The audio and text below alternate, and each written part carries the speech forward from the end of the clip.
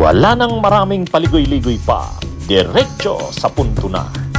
Maiksi lang ang komentaryo, pero diretso sa punto. Maraming kuro-kuro, may tiwali, may totoo. Dito, sa Puntong Diretso tayo. Punto Diretso.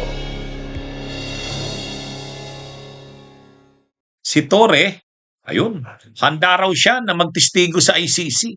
O yun, ha? Ano naman ito? Iyak na naman ito ang mga DDS. Galit na naman to kay Torre. Sa interview kay Torre, tinanong siya kung siya ba'y magiging testigo sa ICC. O ang sabi naman ni retired General Nicolas Torre, ang sabi niya, inaasahan niya daw yan na ipapatawag siya. Malamang ipapatawag siya, sabi niya. Kasi siya ang nag-aresto kay Duterte. O siyempre, magiging issue yan doon sa ICC yung pag-aresto kay Duterte sa ICC. Pag-uusapan yan doon. Kaya sabi niya, inaasahan niya na yan na ipapatawag siya. Parang katulad din nung kay Kibuloy. O di ba nag-testify din siya doon kung paano inaresto si Kibuloy, ito nga ba'y inaresto o nag-surrender? Ayun, pinag-usapan yan sa hearing ng kaso ni Kibuloy. Kaya sabi ni General Torre, inaasahan niya daw yan, posible daw na ipatawag siya. Usually naman daw ang mga involved sa pag-aresto sa isang akusado ay pinapatawag, nagtitestify. Kaya inaasahan niya. Saka siya daw, wala namang problema yan, sabi niya. Handa siya na mag-testify sa ICC. Sir, sa FB page po ninyo, ibang topic ito I understand nag-share po kayo ng link para sa application, para sa witnesses ng dyan sa ICC. Yung kaso partner laban kay dating Pangulong Rodrigo Duterte, yung drug war, ano po. Ang ibig sabihin, General, hinihikayat po ninyo yung ibang mga biktima sa war on drugs na mag-apply? Well, hindi naman sa hinikayat, kundi sinasabi lang natin sa mga kababayan natin na meron ganito. Kung nasa karapatan niyo yan, kung ititake nyo or hindi, kung sa tingin nyo gusto nyo ng redress, eto, may naghahanap pa ang ICC ng additional na mga witnesses para sa kaso nga na to. Pero kung sa inyo naman, okay na kayo, wala namang problema doon. Because yan naman depende na sa tao yan. Kung tanggap naman nila kung anong nangyari sa kaanak nila, wala namang problema doon. Hindi naman po ibig sabihin yan na hindi malakas ang kaso. Kaya kumbaga ay humihingi pa kayo ng mga karagdagang witnesses? Well, hindi ko I really cannot go into the specifics of the case kasi wala naman ako doon. At hindi naman tayo abogado. I would rather leave it as it is na nagsalita ang ICC, meron silang lumabas sa media, i-share natin because I myself is a witness in that case. Correct.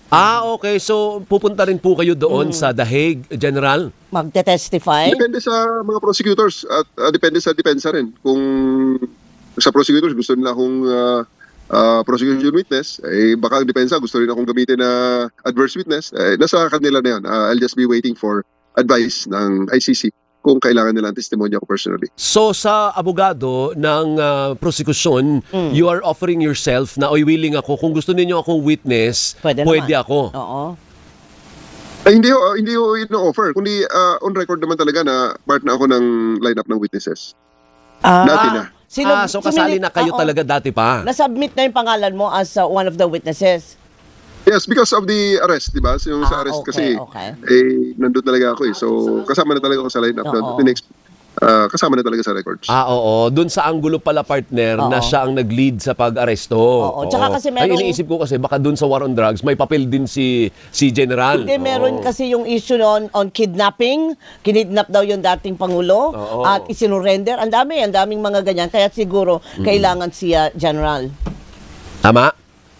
Yes, depende na ngayon yan sa appreciation ng both sides kung isasalang ba nila ako. Wala pinagkaiba yan sa kay Kibuloy na case. Katatapos kong mag-testify sa Pasig sa kanyang case regarding din naman sa arrest din ang pinag-usapan. Whether it's arrest or voluntary surrender. Yun naman ang papel ko doon kaya pinresent ako ng prosecution as a witness. Actually, maganda naman ito at kumbaga si General Torre walang pagdadalawang isip na maghayag na kung siya'y ipatawag, walang problema sa kanya 'yon.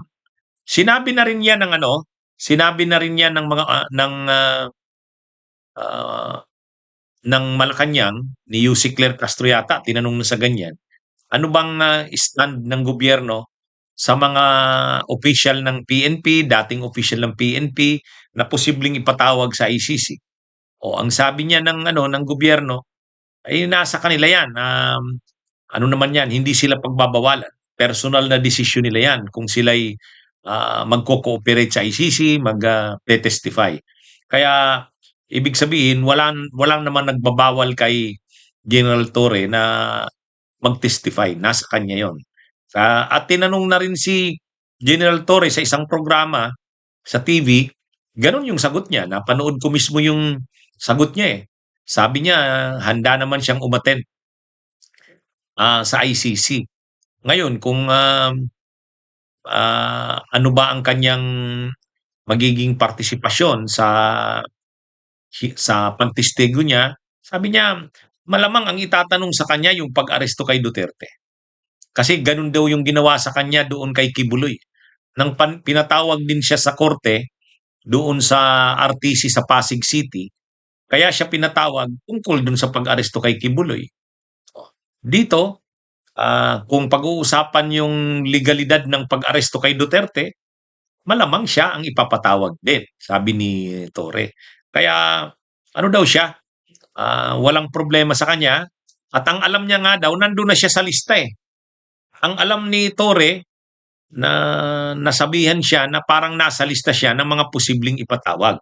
Nasa listahan siya ng mga testigo ng prosecution.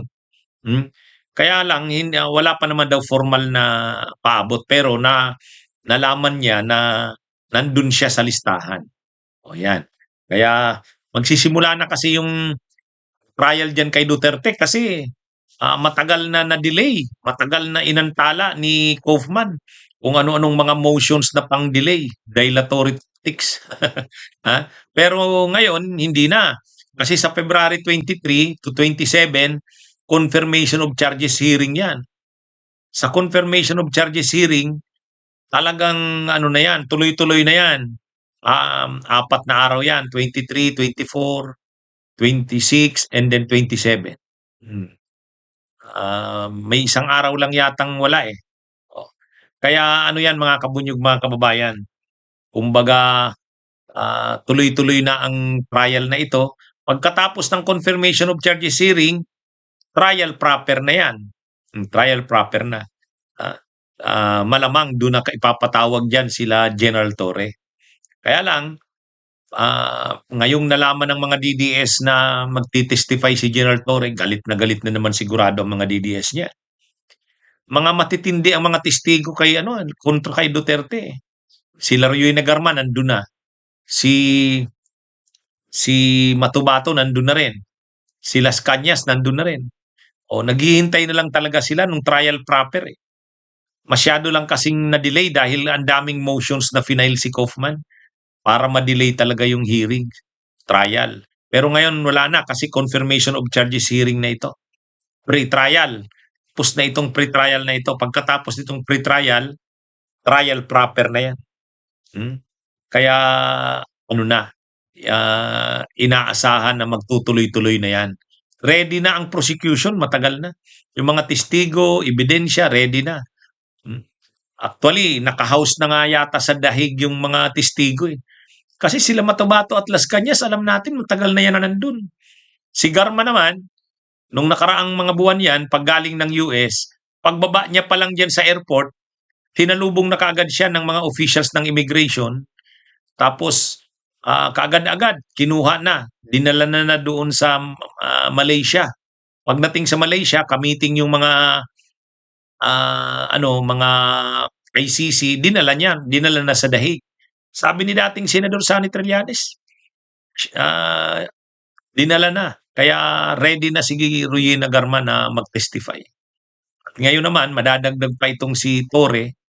Saka marami pang mga posibleng mag-testify galing sa Pilipinas. Kaya nga nananawagan yung ICC na mag-cooperate na lahat ng mga pulis na willing mag-testify, active man o retired, Kasi kailangan talaga ng sapat-sapat na rin naman ang ebidensya at testigo. Pero kung mayroong magti-testify na pulis na parang nakukonsensya sa pinagagawa nila, tapos ituturo niya na talaga na sinong mga nag-command sa kanya, anong command ang binigay sa kanila, anong order, at malinaw itong order na ito galing sa PNP chief, Kibato. Si Bato naman, ang order sa kanya galing sa presidente. Yun, ano na yun? Talagang matibay ng mga ebidensya yan. Mga kabunyog, mga kababayan. Anyway, magandang balita ito na si General Torre ay naghayag na ready siya. Sabi niya, ready siyang mag-appear sa ICC para magtestigo. Bunyog, bunyog, halikan na kasama ka. Bunyog, kapag buklod ay may pag-asa. Luzon, Visayas, Mindanao, isa ang pananaw. Sa bagong Pilipinas ang bunyog isisigaw.